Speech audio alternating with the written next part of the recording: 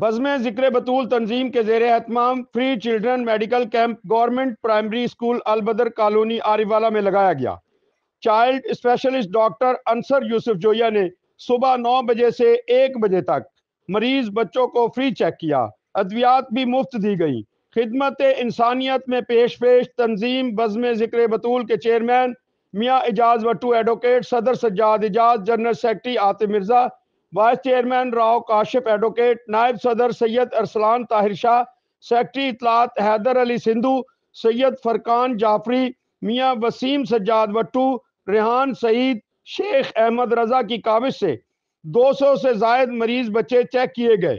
علاقہ کے لوگوں نے تنظیم بزم ذکر بطول سمیت ڈاکٹر انصر یوسف جویا کا شکریہ ادا کیا۔ مرزا زین العابدین محمد بلال نے ڈسپنسر کے فرائض انجام دیے۔